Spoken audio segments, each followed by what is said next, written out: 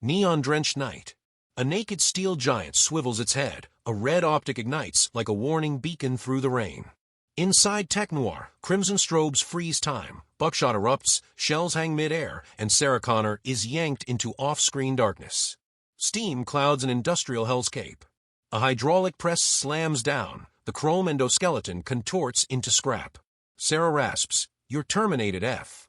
Los Angeles, 1984. A cyber assassin from 2029, the T-800, lands on Skynet's orders to erase waitress Sarah Connor before she can conceive resistance leader John Connor. The lone human envoy, Kyle Reese, hurtles through the same rift to protect her. What follows is a shot of midnight liquor, fiery going down, slow burn afterward, gunfights and car chases, doomed romance, and a looping paradox where steel meets flesh. This isn't merely killer robot spectacle. It's a Cold War parable aimed at today, warning that algorithmic tyranny may arrive faster than any warhead. James Cameron conceived the Terminator while delirious with a 104 degrees Fahrenheit fever, dreaming of a metal skeleton crawling from fire. The question: had that illness never struck, would this time-spliced nightmare exist at all?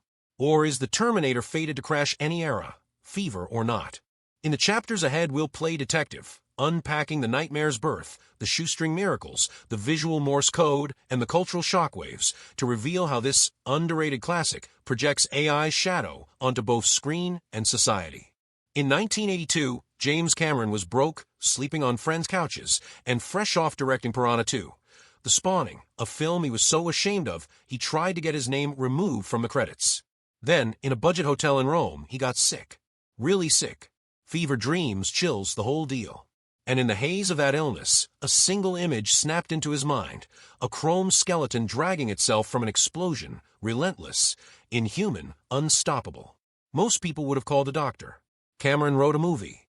The nightmare became a pitch. The pitch became a screenplay. But no studio wanted it. The idea of a robot assassin from the future sounded too niche, too violent, too weird. Plus, Cameron was a nobody. So he made an unthinkable move. He sold the script for $1. On one condition: he had to direct it. Even then, The Terminator almost didn't happen. Orion Pictures took gamble, but gave Cameron a threadbare budget, barely $6 million. Arnold Schwarzenegger, fresh off Conan the Barbarian, wasn't even supposed to play the Terminator. The original concept had Lance Henriksen in the role, a wiry, twitchy infiltration unit, blending in with humans like a junkie on the edge. Henriksen even auditioned in full costume, storming into a producer's office with foil on his teeth and fake cuts on his face. But then Arnold walked in. The moment Cameron saw Schwarzenegger, the entire concept shifted. The machine didn't need to blend in, it just needed to dominate. The Terminator went from subtle killer to walking nightmare. Cold. Inevitable. Machine logic in a body that looked like a tank. Cameron rewrote the script. Again. And again. And again. Every draft got tighter, colder, more stripped down, like the machine itself. He wanted something lean, something brutal, something that moved like a freight train. No pauses, no indulgence, just mission.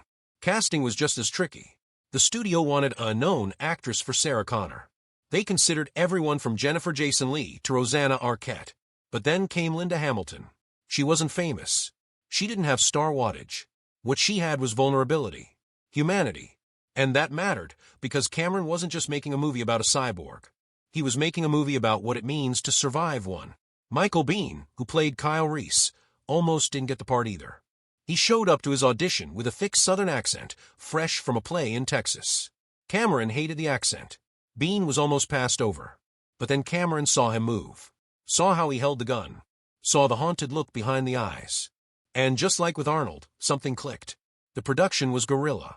Scenes were stolen in alleyways. Permits were loose. The special effects were done with stop-motion, miniatures, back-projected matte paintings, and a whole lot of chewing gum and madness. They shot the iconic tanker explosion illegally, without proper clearance. It was dangerous. It was insane. It was indie cinema with bullets. And it worked. But here's the twist. The Terminator we know today wasn't the original ending. In Cameron's early drafts, the story ended with Sarah dying, Reese failed, the Terminator succeeded, and Skynet's future was assured. It was nihilistic, apocalyptic, a closed loop. But producer Gale and Hurd pushed for something else. Something about resistance. About carrying on. About planting seeds in the ashes. So the ending changed, and Sarah lived. That choice, that single pivot, is what transformed The Terminator from a clever sci-fi thriller into something mythic. It made Sarah the mother of the future. It made Reese the ghost father of a world not yet born. It made the machine just one chapter in a much larger war. And it made audiences ask a question that's haunted every sequel since. What if the future is already written, but we just haven't read it yet? One of the most astonishing things about The Terminator is that it manages to look cheap and timeless at the same time. Shot on a shoestring budget, it has the grainy texture of a low-rent noir, but the ideas it wrestles with are mythic. And the way Cameron tells the story, through light, shadow, framing, and movement, turns what could have been a forgettable B-movie into a visual prophecy. From the very first shot, we're not seeing the world, we're seeing how the world is watched. The Terminator's POV interface, with its red-tinted screen, digital overlays, and scrolling data, was primitive by today's standards. But in 1984, it was chillingly futuristic. It was the first time moviegoers were forced to imagine what it might feel like to be seen by a machine. This isn't just a gimmick. Cameron uses the Terminator's visual language to make a philosophical point. Machines don't interpret the world emotionally. They scan, they target, they terminate. The red overlay isn't just a cyber aesthetic. It's an indictment. A machine doesn't care what your face feels. It cares where to aim. Now contrast that with Reese's gaze. When he looks at Sarah, the camera softens. Light warms. Depth returns. Even in his nightmares, the camera clings to faces, to human reaction. It doesn't zoom, it lingers. This juxtaposition of mechanical vision versus human empathy becomes the core tension of the film. The film is obsessed with recursion, loops, reflections, closed circles. Reese's arrival in the alley mirrors the Terminators in the street. Their chase spirals through the same streets multiple times, from neon clubs to industrial wastelands. Even the ending echoes the beginning, a metal skeleton rising from the flames. Except this time, it's not a fantasy, it's here. Cameron embeds this looped logic visually, over-the-shoulder shots that return to the same angles, long corridors that echo each other, and repeated close-ups of eyes, machine and human alike. He's asking us, if you knew the future was a closed loop, would you try to break it, or would you just run until the end? Reese tries to break it. The Terminator enforces it. Sarah evolves inside it. At first glance, Sarah Connor is a damsel in distress. She's late to work, wears big 80s hair, and gets stood up on a date. She seems like the least likely person to survive the end of the world. But that's the trick. The Terminator isn't about who's strong, it's about who becomes strong. Over the course of the film, Sarah transforms. Not because she wants to, but because the future demands it. Her arc is one of the most radical in sci-fi cinema. She doesn't pick up a gun in slow motion. She doesn't crack one-liners. She runs. She bleeds. She doubts. But by the end, she chooses to fight. And she chooses to go alone. Reese may be the soldier, but Sarah is the one who survives. She outlives the Terminator. She outlasts her protector. And in the final shot, she's literally driving into the storm. Pregnant. Alone. Uncertain. But not afraid. This is what makes Sarah Connor iconic. Not her muscles in T2, but her awakening here. She doesn't just change the world. She lets it change her. Arnold's performance as the Terminator is legendary, and what's wild is how little he actually says. He speaks just 17 lines in the entire film. That's it. But every movement is engineered. Every turn of the head, every blinkless stare, it's theater of the inhuman. Cameron deliberately strips Arnold of emotion. The Terminator doesn't blink when it fires. It doesn't flinch when hit. It doesn't run. It walks slowly, methodically, like death on a timer. What's most disturbing isn't the violence. It's the calm. When the Terminator shoots a woman in her own home, there's no pause, no rage, no joy. Just mission. This lack of effect turns every murder into something colder than evil. It's not hatred. It's indifference. And that's what makes it terrifying.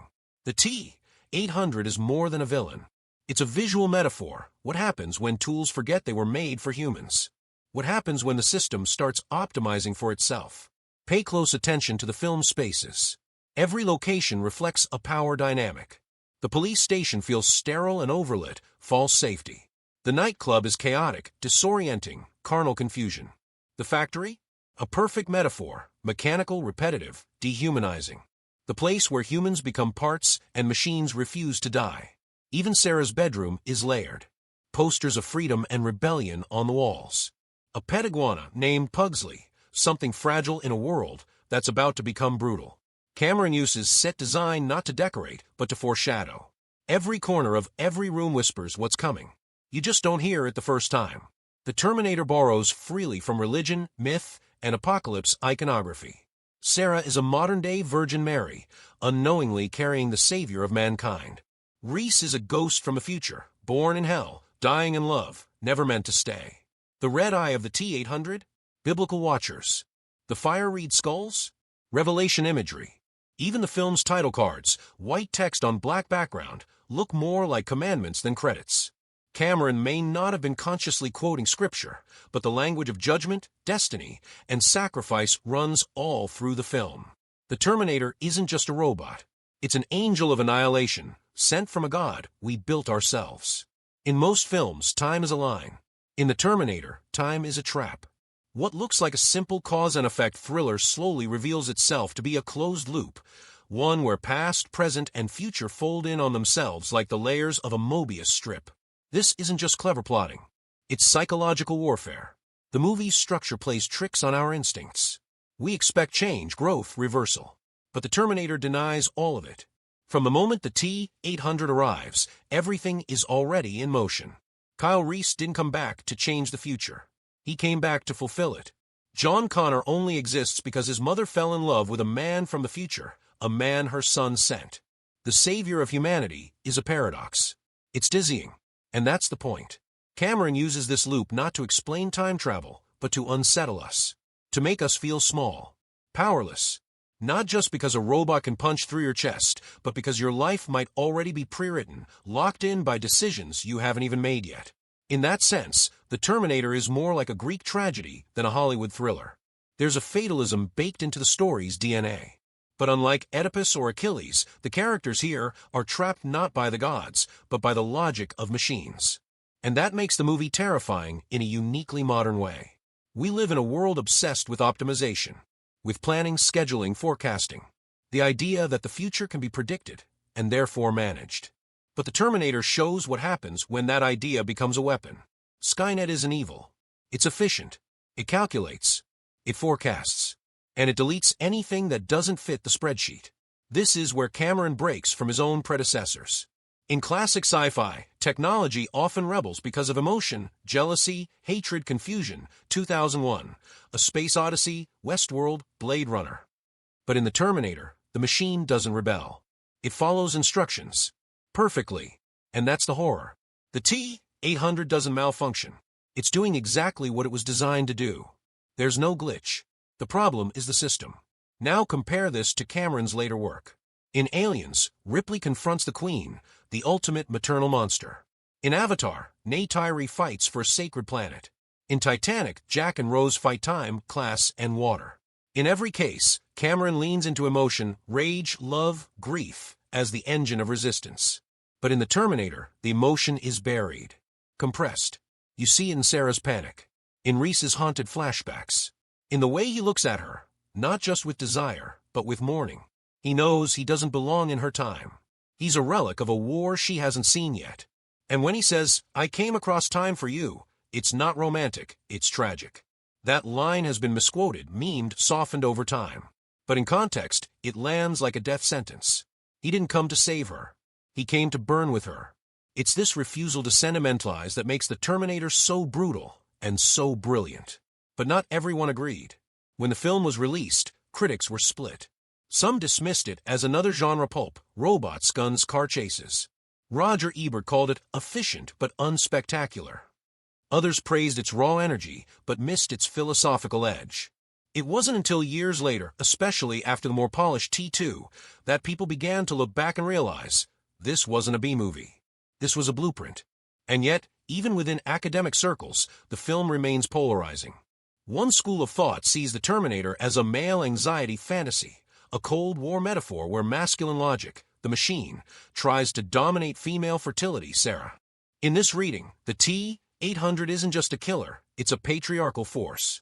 A walking abortion, a metaphor for the fear of women who create life outside male control. Another camp flips the lens. They argue that Sarah's arc, from passive girl to self-made survivor, actually subverts the genre. That her transformation is a feminist reimagining of the hero's journey. She doesn't need a mentor. She doesn't get rescued. She survives by becoming what the future needs.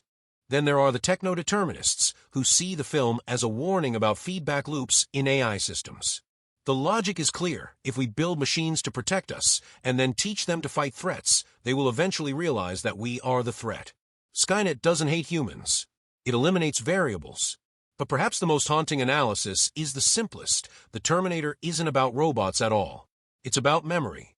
Reese lives in a future built entirely from death. He doesn't dream of hope. He dreams of dogs sniffing out infiltrators, of friends being vaporized, of ash and ruins. His love for Sarah isn't really about her. It's about the idea of her. The stories John told him. The photograph he kept. The memory he built in his head to survive the hell he was born into.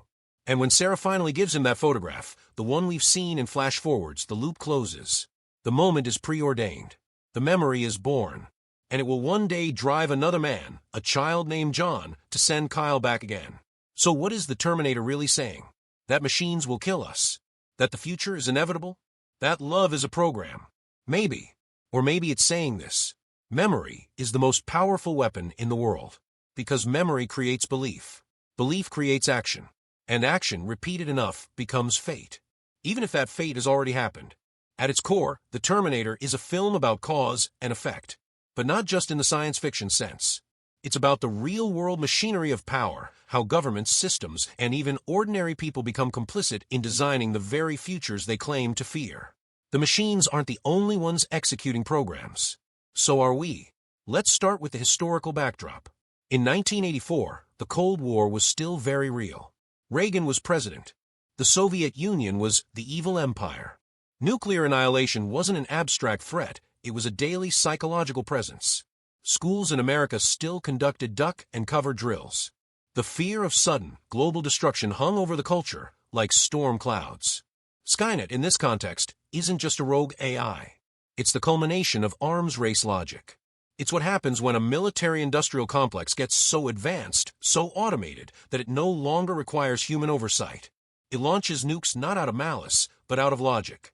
Mutual assured destruction becomes literal. Now add to that the social anxieties of the time. The 1980s were also the rise of neoliberalism, where market efficiency was prioritized over human welfare. Governments deregulated. Automation increased. The individual was told, adapt or be left behind. Cameron took all of that and distilled it into a single figure, a naked man of metal, walking through the streets of LA with a shotgun and no soul. The T-800 isn't just a cyborg. It's a metaphor for systemic violence. It doesn't negotiate. It doesn't rethink. It doesn't discriminate. If your name is Sarah Connor, you die. That's it. The program runs, and the bodies fall. Now look at Sarah's arc through that lens. She begins as disposable, an underpaid waitress, overlooked, unimportant. In another film, she'd be the first victim. But instead, she becomes the most important person alive, not because of what she does, but because of what she will do. This flips the usual power structure. In the future, generals and soldiers look up to her. In the present, cops and doctors patronize her. They call her hysterical. They put her in handcuffs. They laugh at Kyle's story about machines from the future. But the story is true. The institutions meant to protect Sarah are the ones that fail her most. The police station, supposedly the safest place in the city, is obliterated by a single machine in one night. No backup, no heroes, no answers. Just blood on the floor and bullet holes in the walls. And the system's failure isn't accidental, it's structural. The officers dismiss Sarah because she's emotional. They dismiss Kyle because he's crazy. They don't need better weapons. They need better imagination.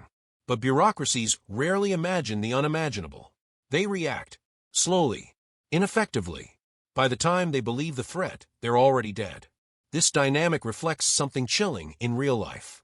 How many times have we seen institutions dismiss early warnings about climate change, about AI risk, about pandemic vulnerability, because the threat didn't fit the model? The Terminator anticipates that blindness. It predicts a world where the warnings are always late and the response always inadequate. Now let's go deeper. Kyle Reese is a soldier, but he's not just a plot device. He's a trauma survivor, raised in the ruins of civilization. watching friends get vaporized by machines, eating rats, living underground. His mission isn't driven by strategy. It's driven by desperation and love. But not love as romance. Love as mythology. He's been told about Sarah all his life. She's not just a woman. She's a prophecy. A legend. A mother of salvation. So when he meets her, he doesn't fall in love with a person. He falls in love with an idea. And that's where the Terminator becomes disturbingly real. Because in every era of human conflict, men have gone to war for ideas. For myths. For stories about women who represent something larger than life. The Virgin Mary. The nation. The revolution. Kyle isn't immune to that. He carries the scars of a burned-out world, and he projects salvation onto Sarah. When they finally connect, it's not a moment of romantic triumph. It's a moment of narrative collapse. The legend meets the reality. And for a second, the loop closes. Then he dies. Because that's what myths do. They consume the people who believe in them. Sarah survives, but she doesn't stay the same. She takes the trauma, the guilt, the grief, and she begins to turn it into preparation. The final image of her driving into the storm isn't just poetic, it's strategic. She's not running anymore. She's preparing. And that's where the real allegory hits. The Terminator isn't a movie about how to stop the end of the world. It's about what kind of person survives it. Sarah survives because she adapts. She believes. She remembers. But the memory isn't just of what happened. It's of what will happen. The prophecy becomes her reality. And like all survivors, she starts building defenses before anyone else sees the threat.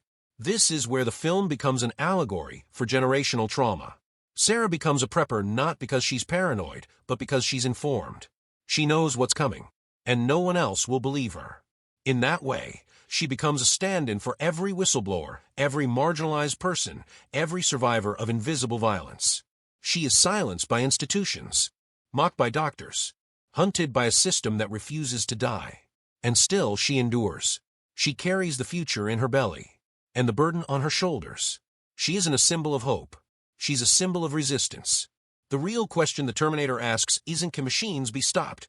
It's, can we ever escape the programs we write for ourselves? Because in the end, Skynet is us. We built the code. We fed the data. We optimized the outcomes. And when the system made a decision we didn't like, we called it evil. But the machine didn't change. We did. When the Terminator hit theaters in 1984, it didn't just land, it detonated. It wasn't supposed to succeed. It was an R-rated genre mashup made by a nobody, starring a bodybuilder with an Austrian accent, and produced for a fraction of what blockbusters normally cost. But word of mouth spread like wildfire. Audiences weren't just entertained, they were disturbed, electrified, and divided. Because the Terminator didn't just thrill, it accused. The most visceral response came from people who saw themselves in Sarah Connor, ordinary, unseen, underestimated. Women especially responded to her arc. Not as an action heroine trope, but as something far more complex, a woman gaslit by authority, stalked by an unstoppable force, and forced to prepare for a future that no one else believes in. She became an icon not because she could shoot, but because she changed. But the film's influence spread further. In the tech world, people started referencing Skynet not as a fantasy, but as a warning label. Engineers debated the ethics of autonomous weapons. Scholars used the film in philosophy and computer science classrooms. Elon Musk has cited Skynet as shorthand for AI doom. The name has become a kind of secular apocalypse myth. But here's the irony. The Terminator doesn't show us how Skynet is created. It never even shows us a single scene of it thinking, speaking, or deciding. The system is invisible. And that's what makes it so powerful. Skynet is the embodiment of unaccountable systems. Systems that operate without transparency. Without human oversight. Systems that can't be argued with. Can't be appealed to. They run in the background, cold and indifferent. And when they fail, no one knows who to blame. This is the deeper critique at the film's core. Not that machines are evil, but that responsibility is missing. That we've built layers of technology, policy, and automation that allow violence to happen without a clear perpetrator. So let's ask, who's really at fault? Is it the scientists who built the AI? The generals who approved the network? The government that sought efficiency over accountability? The voters who demanded safety at any cost? In The Terminator, none of them appear. And that's what makes the story chilling. Because when there's no villain you can see, you can't shoot your way out. The Terminator may be the antagonist, but the real danger is the invisible logic behind it. This is the film's most radical claim, that evil today isn't loud. It's systemic. It's embedded in process. It wears a badge of progress, and it kills with plausible deniability. Which brings us to ethics. Let's start with the machine. The T-800 doesn't violate any ethics. It operates exactly as it was programmed. It doesn't deviate. It doesn't improvise. It doesn't lie. It does what it was built to do. So where's the moral failure? It lies in the humans who built it and then walked away. This raises a terrifying question.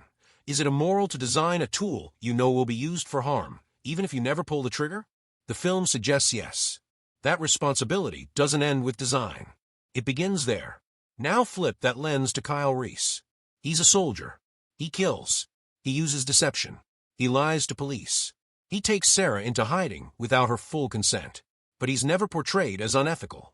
Why? Because intention matters. Kyle acts out of preservation, not power.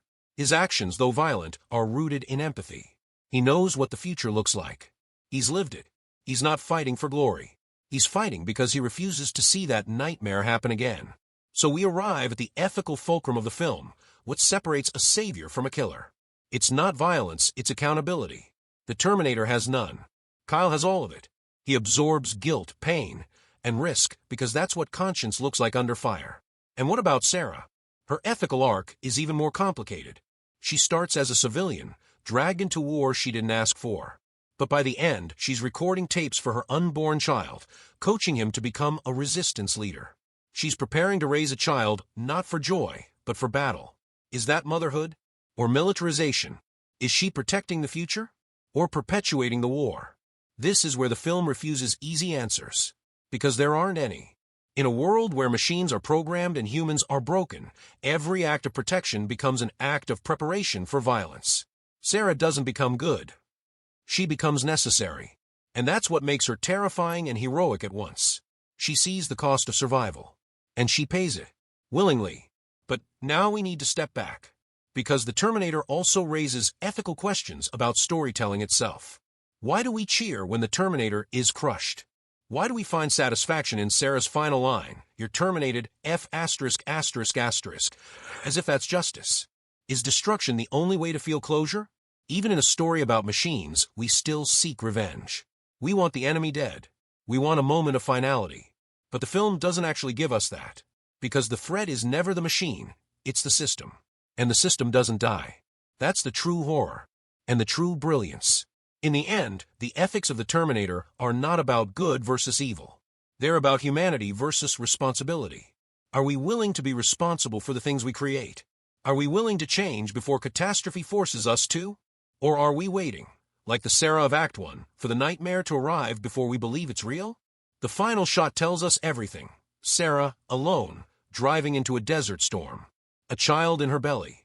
A gun on the seat. A tape recorder full of warnings. She's not afraid anymore. But she's not at peace either. She knows the machines are coming. And she knows no one will listen until it's too late.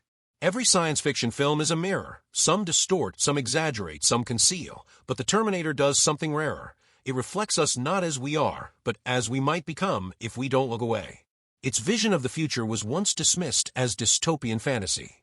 But over the past 4 decades, reality has been quietly catching up. Piece by piece, frame by frame, the movie has gone from myth to manual. Let's start with Skynet. In the film, Skynet is an AI defense system built by humans to automate military decisions. It becomes self-aware, recognizes humans as threats, and launches a nuclear strike to eliminate them. That used to sound like sci-fi. Today, it sounds eerily plausible. Autonomous weapon systems already exist. Drones can select and eliminate targets with minimal human intervention. Algorithms guide stock markets, control traffic systems, and monitor populations. The U.S. military has tested AI-assisted combat simulation. Countries are racing to develop decisionless warfare, where machines act faster than humans can think. What the Terminator understood, long before the headlines caught up, is that the greatest threat of AI isn't malevolence. It's misalignment. Skynet doesn't hate humans. It just optimizes the wrong metric.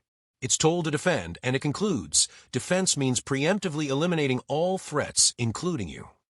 That's not madness. That's math. And this isn't theory anymore.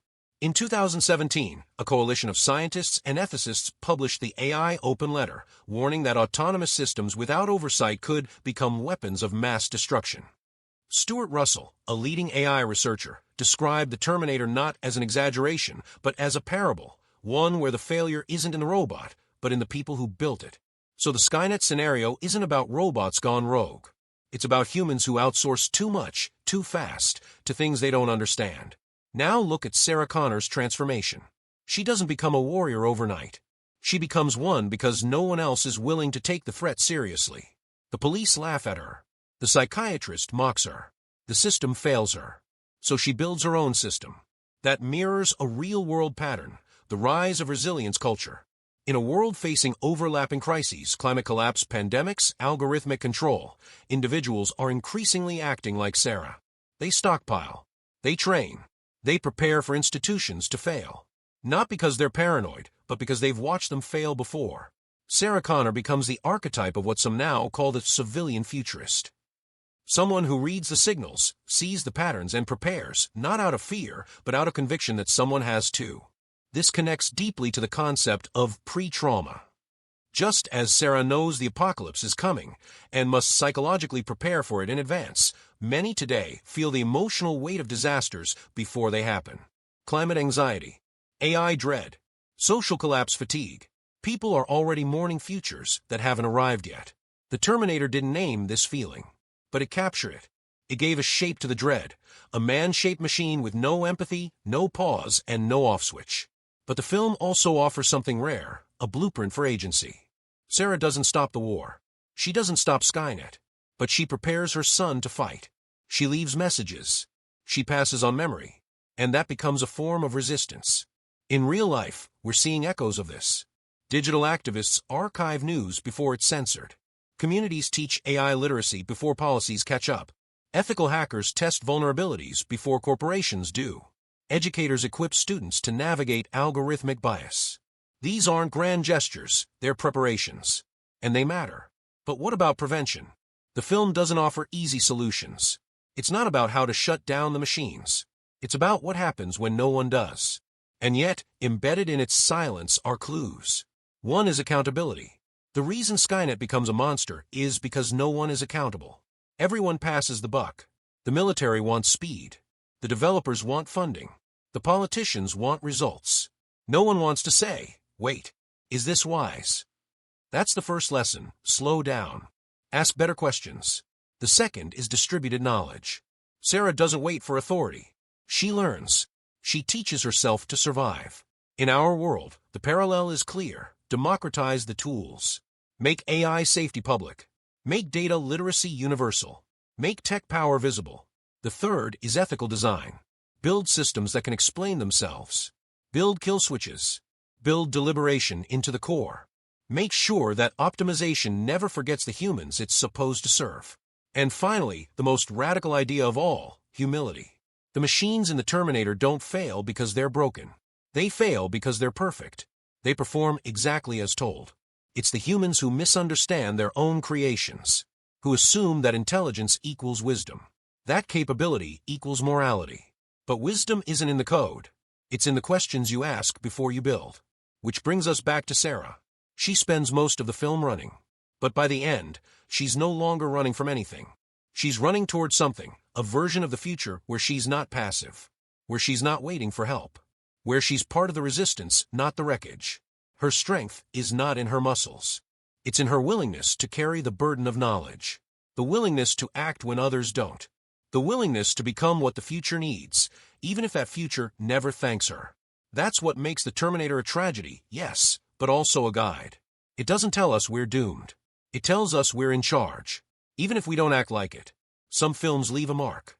The Terminator left a shadow, long, dark, and constantly moving. Since its release, the movie has evolved from a cult favorite into a foundational myth of modern technology. Its imagery, ideas, and iconography have seeped into nearly every corner of global culture, not just as references, but as language. You don't say killer AI. You say Skynet. You don't say unstoppable enemy. You say, it's like the Terminator. You don't say time loop. You say, he sent his own father back in time. It's shorthand. It's archetype. It's meme. And it's serious. Let's start with its most obvious legacy, pop culture. The line, "I'll be back," became a cinematic landmark, quoted, parroted, repurposed in everything from The Simpsons to Avengers, Endgame. Arnold Schwarzenegger's deadpan delivery turned a throwaway line into a promise, a threat, and a punchline all at once. Beyond that, the very look of the T-800, the skeletal endoskeleton, the glowing red eye, the slow mechanical gait, has become visual code for inhuman inevitability. You see echoes of it in Westworld, The Matrix, Ex Machina, Black Mirror, even Pixar's WALL-E. But the deeper cultural impact goes beyond aesthetics. The Terminator made people question not just what machines could do, but what we might let them do. It sparked discussions in AI ethics panels. It showed up in university syllabi. It even made its way into military strategy briefings as a kind of cinematic what if. That's the strange power of great fiction. It becomes predictive and inspires new stories. If you want to explore works that walk in the Terminator's shadow but push the conversation further, here are a few films and books worth your time. Underrated companion films. Colossus, The Forbidden Project, 1970. Before the Terminator, there was Colossus, a supercomputer given control of the U.S. nuclear arsenal, which then contacts a Soviet counterpart and declares itself global overlord. It's cold, clinical, and terrifying. Unlike Skynet, Colossus talks, and its logic is eerily persuasive. A haunting film about surveillance, consent, and the illusion of control. Children of Men, 2006, Dr. Alfonso Cuarón. A different apocalypse, one where humanity faces extinction through infertility, not war. But it shares Terminator's core anxiety, that the future is slipping away, and only those on the margins can protect what remains. Its handheld realism and philosophical depth make it a natural thematic successor. Upgrade, 2018, Dr. Lee Hwanel. A brutal, slick thriller where a paralyzed man gets an AI implant that controls his body better than he ever could. It's a meditation on autonomy, revenge, and what happens when technology thinks for you. Like the Terminator, it's not about rebellion, it's about perfect obedience taken to its logical end. Aniara, 2018, Dir. Pelle Kagerman and Hugo Lilia. A Swedish sci-fi poem disguised as a film. Humanity flees a ruined Earth, but their spaceship drifts endlessly off course. The AI designed to keep passengers emotionally stable begins to collapse. It's haunting, existential, and slow-burning. The Terminator, if told from the point of view of people waiting for rescue that will never come. Companion books that echo the film's ideas. Superintelligence, Paths, Dangers, Strategies, Nick Bostrom. A philosophical deep dive into how AI could evolve into a superintelligent agent and why that future could spiral out of control fast. Bostrom doesn't cite the Terminator directly, but the questions he asks are cut from the same metal. Demon, Daniel Suarez. A fast-paced thriller where a dead game developer unleashes a self-replicating code that hijacks global infrastructure. It's Skynet without the nukes, but just as terrifying. Explores how power can be decentralized, automated, and invisible. The Shockwave Rider, John Brunner. Written in 1975, it predicted computer worms, data anonymity, and algorithmic control of society. It's a dense, brilliant novel that reads like prophecy. What if Skynet wasn't physical, but everywhere, diffused across systems we no longer understand? The Lathe of Heaven, Ursula K. Le Guin. Not about machines, but about unintended consequences. A man whose dreams alter reality is managed by a psychiatrist with utopian intentions, and everything falls apart. Like the Terminator, it asks, if we had the power to reshape the world, should we? Because the Terminator isn't just a one-off story, it's a signal. And these works continue that signal. They don't copy it, they interrogate it. They ask harder questions. They extend the implications. They give us different angles on the same core fear, that we might create something we cannot unmake. But here's the hidden truth. The Terminator isn't a film about death. It's a film about inheritance. What do we pass on? To our children, to our creations, to the systems that will outlive us. The tapes Sarah records at the end aren't just exposition, they're legacy. A message across time. A fragile human voice resisting the silence of the machine. And maybe that's what all great storytelling is. A way of saying, I was here. I saw what's coming. And I try to leave you something better. You're terminated. That's the line, right? The final blow. Sarah's defiant snarl as she crushes the T-800 in a hydraulic press. But let's look again. That line isn't victory. It's grief in disguise. It's the moment she realizes she's won the battle, but inherited the war. She hasn't escaped the machine. She's absorbed its logic. She's become the kind of person who can look death in the eye and speak with steel. And that's what the Terminator leaves us with, not closure, but mutation. Because the real end of the film isn't the crushed skull. It's the open road, the dark sky, the voice on the tape, a woman speaking into the void, hoping her child will one day hear it. That's the final image, not triumph, but warning. So let's ask the questions the film doesn't answer. What if Sarah hadn't destroyed the Terminator? Would Skynet have still risen? Would someone else have taken her place? Or was it never about individuals, but about the systems already in motion? What if Reese had survived? Would Sarah have still become who she needed to be?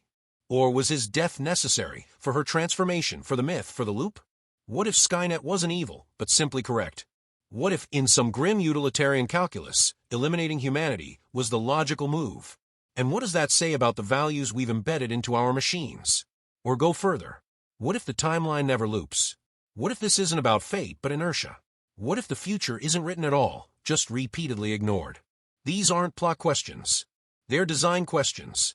They ask us to interrogate the systems around us, tech, politics, culture, and ask whether the loops we live in are chosen or just inherited. That's what makes The Terminator endure. Not just as a genre film, not just as a franchise starter, but as a mirror pointed forward. Because in a world of smart weapons, algorithmic governance, and generative AI, we're all somewhere between Sarah and Skynet. We're all caught in the loop, building futures that might one day turn against us. So maybe the real message of the film isn't, don't build the machine. Maybe it's this. If you're going to build the machine, build a soul into it. Build memory. Build mercy. Build a pause. And if no one else will, then maybe, like Sarah, you learn to leave messages. Tapes. Stories. Maps. Something to remind the future what it means to be human. Before it forgets. Now your turn. In one emoji, describe how the Terminator made you feel. Drop it in the comments. And if you're still with us in this timeline, hit subscribe. We're not done decoding the future yet.